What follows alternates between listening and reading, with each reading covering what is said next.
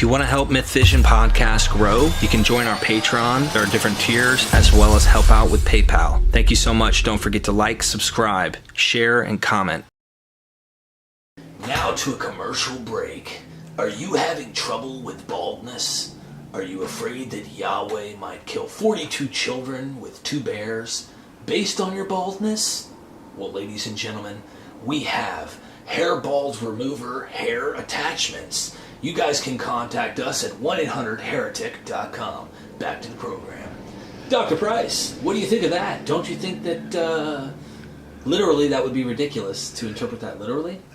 Yeah, the closest I could come to that is, because I always say that is one passage you will never hear a sermon based on. And there are a few others too.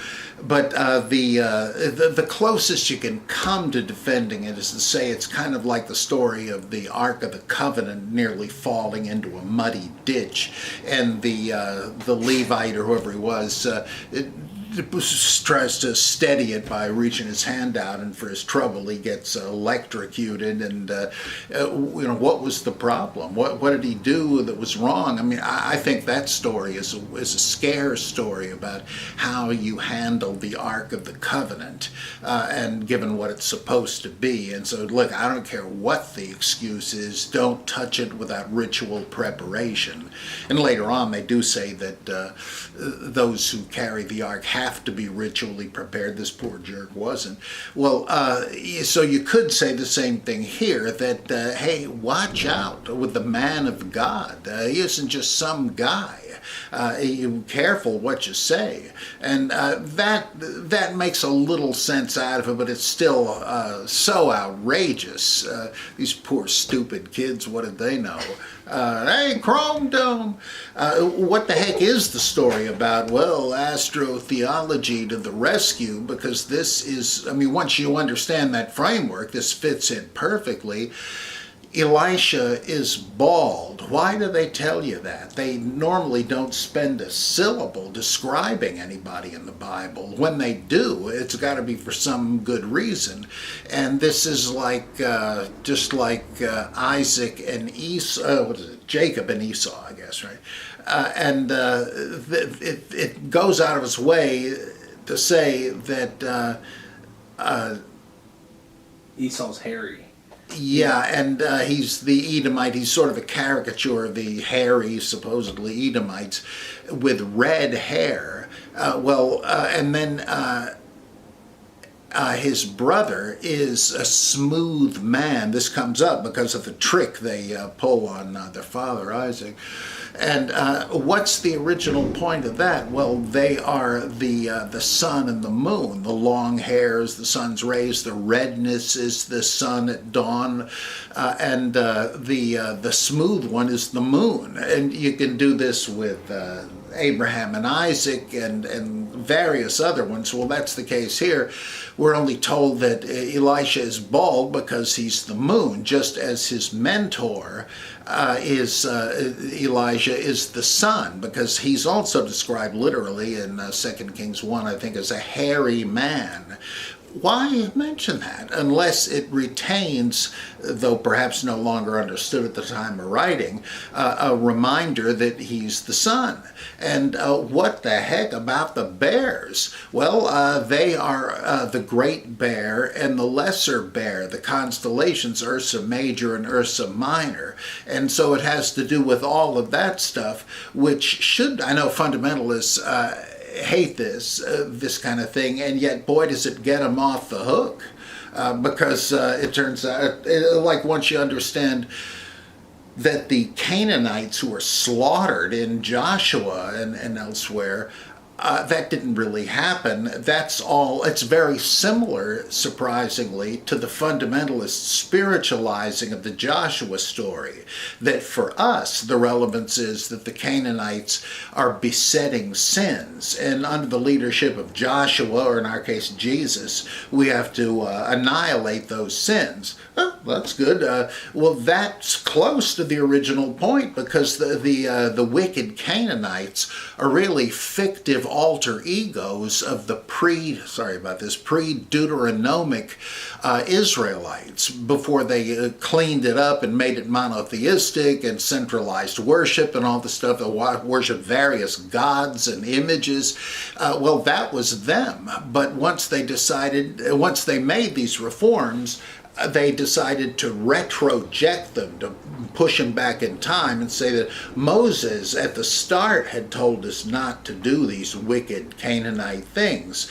But then how come, well, there's no way to erase the fact that that's the way things were. Well, maybe the Canaanites seduced the monotheistic, non-idolatrous, Mosaic Israelites into their corrupt paganism. And they kept doing it, and the prophets would get them not to, but they do it again. No, it's just a way of saying, this is what we have to do. Let's not be like those whom God expelled from the land, the pagan Canaanites, in other words, our own ancestors. The expulsion from the land might have been a wink toward the exile.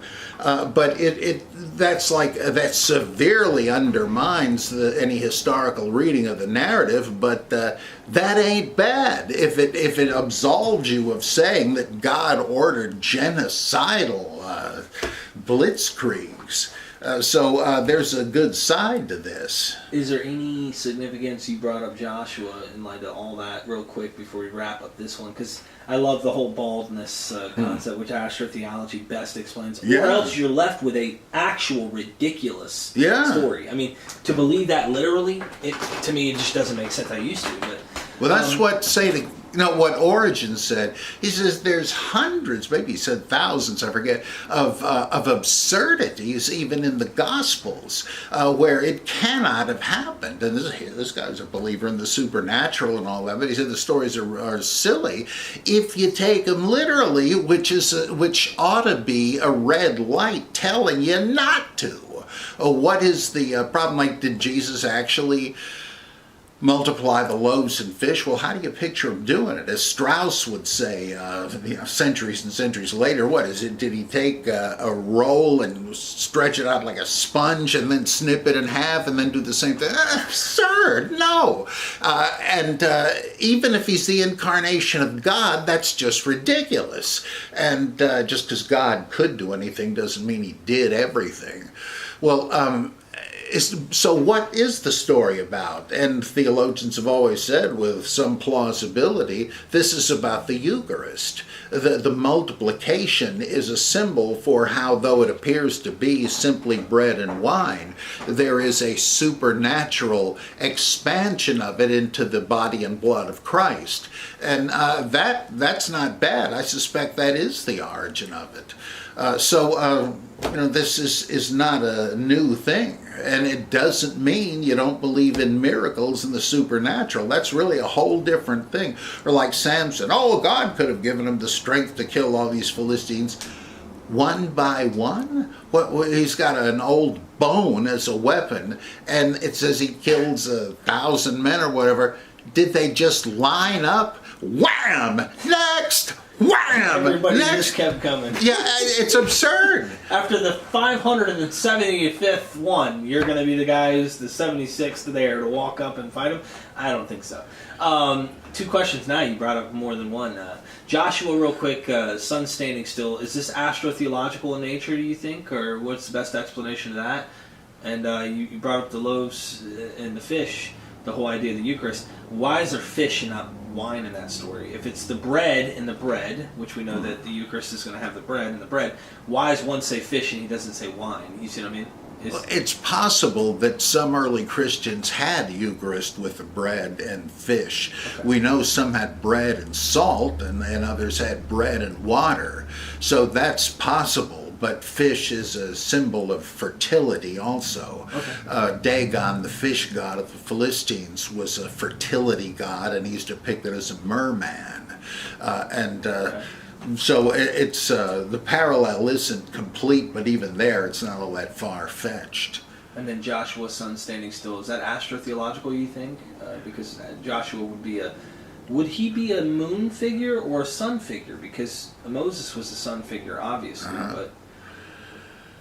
I always think Joshua's his counterpart, like you. Yeah, that's right. So Especially like in the thing with the patriarchs, Abraham is the moon, Isaac is the sun, and so forth. They're successors of one another, like the sun and the moon.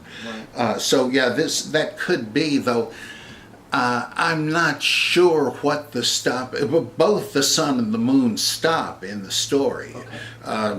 Sun, stand thou still, and Aijalon, and the moon, and so and so.